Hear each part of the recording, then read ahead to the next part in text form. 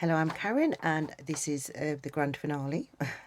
So the last video said this oak tree was planted by Her Majesty Queen Elizabeth II on the 22nd July 1985 on the site of the original oak tree under which Her Majesty Queen Elizabeth I heard of her succession to the throne. Okay, so what I've done is I've actually put that into grid format just so that you can see. I'm sorry, it is really long when you do it this way round, but that is the actual grid. Okay, and from this grid I discovered that Queen Elizabeth, she used the letter E 26 times, and when I was saying with the other ones there's 26 letters of the alphabet, this is all to do with the alphabet.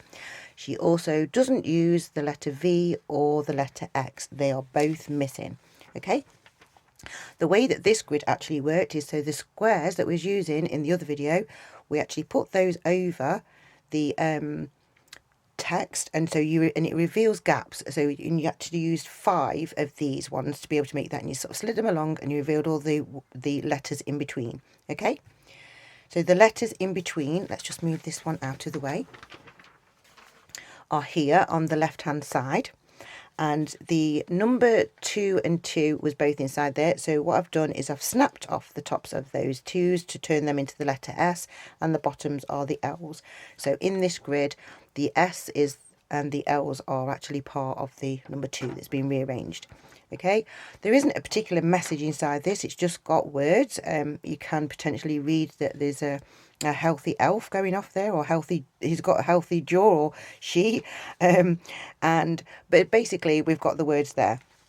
So what we then needed to do was then use the squares from, so the hidden squares, remember that I told you that I found? So the hidden squares, what you do is you cover those over the text, and that really reveals a queen in the middle. A queen, as in actually turning into a crochet pattern, is actually the septagon, which is the 7-sided shape. Okay, so this is from Queen Elizabeth I. Queen Elizabeth II.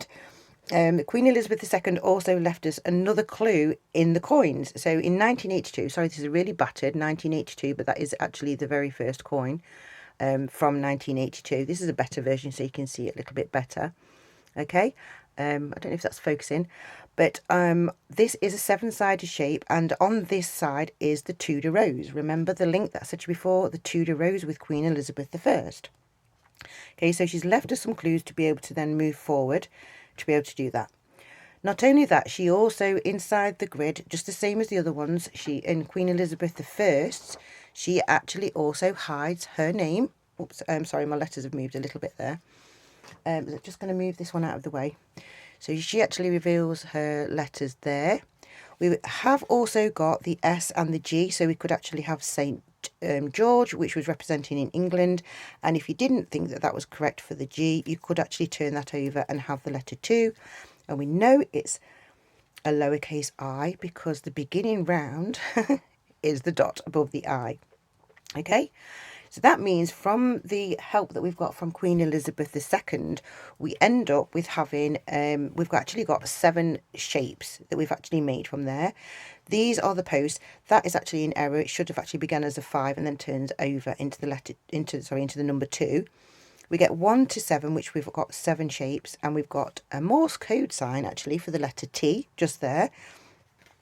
And if you turn those into words, you actually get, just hold it up a little bit so you can actually see the word. So you get 8 equals 8.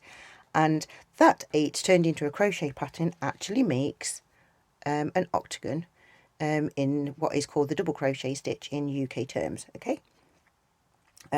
Oh, sorry, I forgot one thing. So this septagon that Queen Elizabeth II made, if you do 8 rounds, so 8 times 7 is 56, and then you'd needed 3 more stitches just to finish off, to finish in the middle and to make it easy to count, that equals 59. And in 1985, when she actually did the tree and planted the tree, she was actually 59 years old. Okay, so then going back, so remember the beginning grid that I said where the Queen Elizabeth, she'd used, this is Queen Elizabeth II, she'd used all of the letters of the alphabet except for V and X. So I put one of each letter into the grid to be able to make a new grid. Everything that's in pink is actually where I've had to use a letter twice. And on this round, the F, because on the other ones it turned into the letter N, this time around it needs to be in A to be able to fit inside here. And we do actually have a message. So we actually have Queen Elizabeth and July. So that is the date, when she actually did the sign. And then we've got Nan. We've got all, if that reads backwards. We've got Ply Ink. And then we've got Code Word Games. Okay. If you actually get all of the pink letters and put them together, they actually are there. They turn around to make a needle. A crochet hook used to be called a needle. And we've got the V. Okay. That also turns in. So these pink letters will also turn into this, which says the end. And then you've got dum, dum, dum there, which was giving me a clue because we've got the missing X and V. Okay. But just to show you as well, Queen Elizabeth also did her letters again. Oops, my little eyes turned over. But inside this grid, she's got Elizabeth. Oops, let's just hold it up so you can see them all. Elizabeth 2. Okay, so she did that as well in there. So we've got those clues there. But is it really the end? Just about. Okay, so if we actually then go to look at the the 3 dashes, it equals the O in Morse code. And we've also got the V that was missing. With the easy way to remember that one, the V is a number 5. And if you remember Beethoven's 5th Symphony, dum dum dum dum, dot dot dot dash. Yeah, that helps you to remember the Morse code. And by looking at the letters that was there, so we've got, so this was a clue and these are the clues. If we get these 6 lines and we turn them around, we can make the H and the K, and it leaves us the 5 dots like a dice in the middle. If we join the dots, it then turns into the hook, which is also an 8. The hook 8 is a 4mm crochet hook. If you put them in alphabetical order, so you've got the dashes and the dots and everything there, you join the dots there, which makes the P, which is the P for Penelope, which is the code name for which was for the actual missing book. Also the circle is a magic circle, which is actually the beginning, so technically it's the beginning and the end.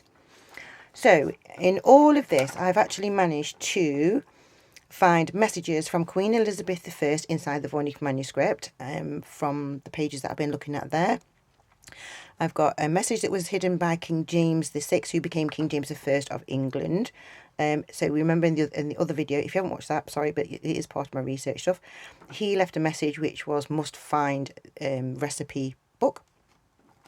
And then I've got clues from Queen Mary of Scotland, because she was doing ciphers, but she was only using 23 letters of the alphabet, and Queen Elizabeth I was using 26 letters of the alphabet. We also had clues from Queen Victoria, because she had 8 scarves. She actually crocheted them, that we all know that.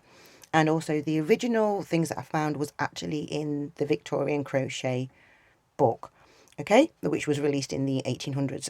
And then the final clue that we've got is from Queen Elizabeth II in the oak sign, and obviously in the 20p coin.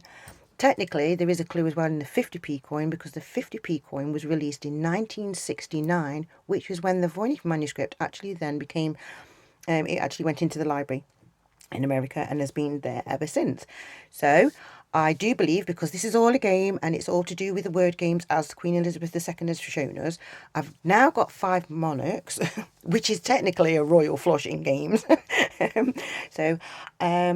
Yeah, so, and obviously we've got all of the shapes. So we've got the circle, which I've already shown you. We have the triangle, which I showed, so that was from the clues from King James. We've got the square. We've got the pentagon, we've got, oh, that's the septagon, we've got the hexagon, we've got the septagon, and we've got the octagon. So we have all of the shapes that we actually needed. They're all done in the granny pattern. Oh yeah, going back to granny pattern, that was also something on this one. Ply and Nan, if you actually use the one of the codes, you can turn that into granny as long as you add a question mark, which is just there, look, in the pink, just so you can see that.